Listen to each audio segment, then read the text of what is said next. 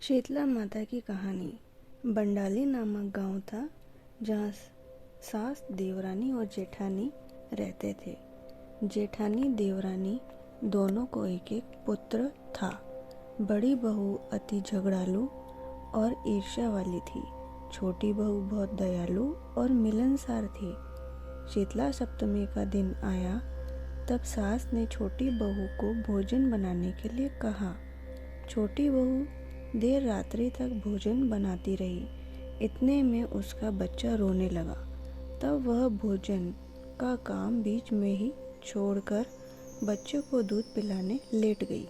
लेकिन दिन भर की थकी होने के से उसको नींद आ गई और चूल्हा जलता ही रह गया। आधी रात के समय शीतला माता भ्रमण करते करते छोटी बहू के घर आई तो चूल्हे में लौटने लगी, जिससे शीतला माता का पूरा शरीर जल गया। तब शीतला माता क्रोधित होकर छोटी बहू को श्राप देने लगी कि जैसा मेरे शरीर जला है वैसे तेरा पेट जले। सुबह उठकर छोटी बहू ने देखा तो चूल्हा जल रहा था और उसके साथ सोया हुआ उसका बच्चा मर चुका था। बच्चे का पूरा शरीर जला हुआ था। यह देख छोटी बहू जोर जोर से रोने लगी। वह समझ गई कि यह शीतला माता का प्रकोप ही है। तभी उसकी सास वहां आ गई। उसको भी यह देखकर बहुत दुख हुआ। उसने बहू को धीरज बंधाते हुए कहा, बेटी शांत हो जा, इस तरह रोने से कुछ भी नहीं होगा।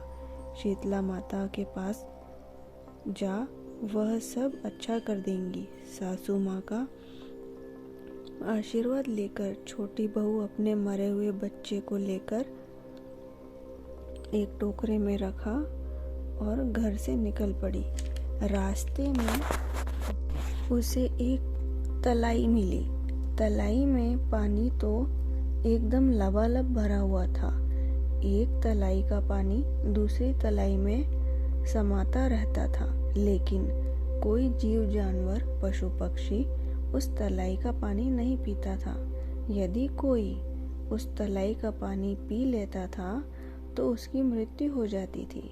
छोटी बहू को वहां से जाते देखा तो तलाइयों ने पूछा कि बहन तुम कहाँ जा रही हो। छोटी बहू बोली कि शीतला माता ने मुझे श्राप दिया है, मैं श्राप का निवारण करने जा रही हूँ।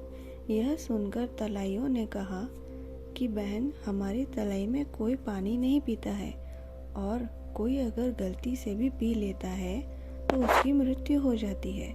हमने ऐसा कौन सा पाप किया है, इसलिए कृपा हमारे लिए हमारे पापों का निवारण भी तुम शीतला माता से ज़रूर पूछ लेना।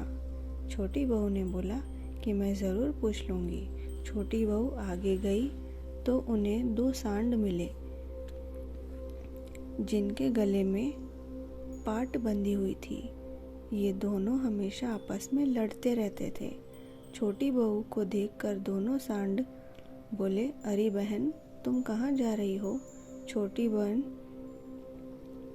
बहू बोली, शीतला माता से अपने श्राप का निवारण पूछने जा रही हूँ। तब दोनों सांड बोले, हम हमेशा लड़ते रहते हैं, हमने ऐसा कौन सा पाप कर दिया है। कृपया तुमको शीतला माता मिल जाए तो हमारे पापों का निवारण भी पूछती आना। छोटी बहू ने कहा कि मैं ज़रूर पूछ लूँगी। फिर छोटी बहू आगे चली। आगे एक बेर के झाड़ के नीचे एक वृद्धा अपने बिखरे हुए बालों को दोनों हाथों से खुजला रही थी और बैठी थी। उसने छोटी बहू को देखते ही कहा, अरे कहाँ जा रही है, तेरे टोकरे में क्या है, इसमें क्या ले जा रही है। छोटी बहू ने अपना दुखड़ा कह सुनाया, लेकिन वृद्धा ने उसकी बात पर कोई ध्यान नहीं दिया। उसने अपने स्वार्थ की बात करते हुए कहा, अरे बाई मेरा माथा जरा देख दे, मेरे सर में जुएं पड़ गई हैं। छोटी बहू को शीतला माता के पास जाने की जल्दी थी, फिर भी उसको बुढ़िया पर दया आई। उसने अपने मृत बच्चे को बुढ़िया की गोद में दिया और उस बुढ़िया के जुएं निकालने लगी। बुढ़िया के माथे से सारी जुएं निकल गईं। तब उसकी सारी खुजली मिट गई और सर में ठंडक महसूस हुई। बुढ़िया ने छोटी बहू को आशीर्वाद देते हुए कहा कि जैसे मेरे माथे में ठंडक हुई है वैसे तेरे पेट भी ठंडा हो जाए। उसी समय एक चमत्कार हुआ। बुढ़िया की गोद में पड़ा हुआ बच्चा जीवित हो गया। छोटी बहू को आश्चर्य हुआ और वो समझ गई कि ये शीतला माता का ही चमत्कार हुआ है। छोटी बहू उनके पैरों में गिरकर उनसे क्षमा याचना करने लगी। फिर छोटी बहू ने दोनों तलैयों के श्राप का निवारण पूछा। शीतला माता बोली, बेटी, ये दोनों पूर्व जन्म में सौतन थी और दोनों आपस में लड़ा करती थी। इन्होंने कभी किसी की मदद नहीं की, यहाँ तक कि किसी को छाछ भी नहीं दी, और अगर देती तो उसमें पानी मिलाकर देती। अब तू उन तलैयों का पानी पी लेना तो उनके पापों का निवारण हो जाएगा और वो पानी मीठा हो जाएगा। जिसके बाद छोटी बहू ने दोनों सांडों का श्राप का निवारण भी पूछा। तब शीतला माता ने कहा, बेटी, ये पूर्व जन्म में दोनों देवरानी जेठानी थी। दोनों आपस में खूब लड़ा झगड़ा करती थी। कोई भी दलना, खांडना, पीसना भी नहीं कर देती थी। अतः इस जन्म में ये दोनों सांड का जन्म मिला है इनको। तू उन दोनों के गले से घटी के पाट खोल देना, जिससे उनके पापों का नाश हो जाएगा और वो दोनों बिल्कुल मिलजुल कर रहने लगेंगी। छोटी बहू सबके पापों का निवारण जानकर अपने बच्चे को लेकर वापस घर की ओर आ गई। रास्ते में उसे दोनों सांडों से मिले। सांडों से मिली। छोटी बहू ने उन दोनों सांडों के गले से घटी के पाट खोल दिए, जिससे उनका झगड़ना बंद हो गया। फिर वहाँ से आगे गई, वहाँ दोनों तलैया मिली। छोटी बहू ने उन दोनों का पानी पी लिया, जिससे दोनों तलैया का पानी अमृत के समान मीठा हो गया। इस तरह सभी के पापों का निवारण करती घर आ गई। अपने बच्चे को पुनर्जीवित देखकर उसकी सास बेहद खुश हुई, लेकिन उसकी जेठानी ने मुंह टेढ़ा कर लिया। घर आकर उसने देखा तो उसका घर अन्न धन से के भंडार से भरा था। जब जेठानी को ये पता चला तो उसने भी ये निश्चय कर लिया कि अगले साल मैं भी देवरानी के जैसे ही करूँगी। इसके बाद जब दूसरी शीतला सप्तमी का दिन आया तो जेठानी के मन में आया कि मेरी देवरानी ने शीतला माता के दर्शन किए थे, ऐसे ही मुझे भी शीतला माता के दर्शन मिलेंगे। अतः मैं भी ऐसे ही क्यों न करूं। ऐसा कर रात्रि को चूल्हा जलता छोड़ सो गई।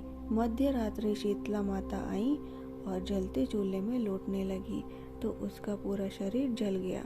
तो शीतला माता ने जेठानी को श्राप दिया कि जिस तरह मेरा शरीर जला है वैसे ही तेरा पेट जले।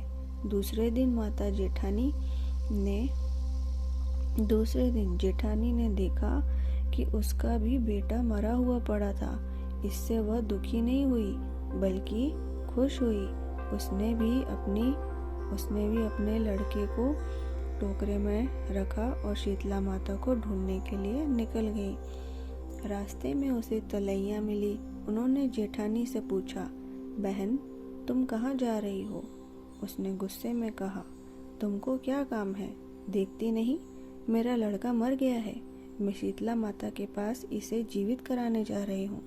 तलैयों ने कहा, बहन, तुम हमारा भी काम कर दोगी? उसने तुरंत मना कर दिया और आगे चली गई। आगे जाने पर उसे 2 बैल मिले।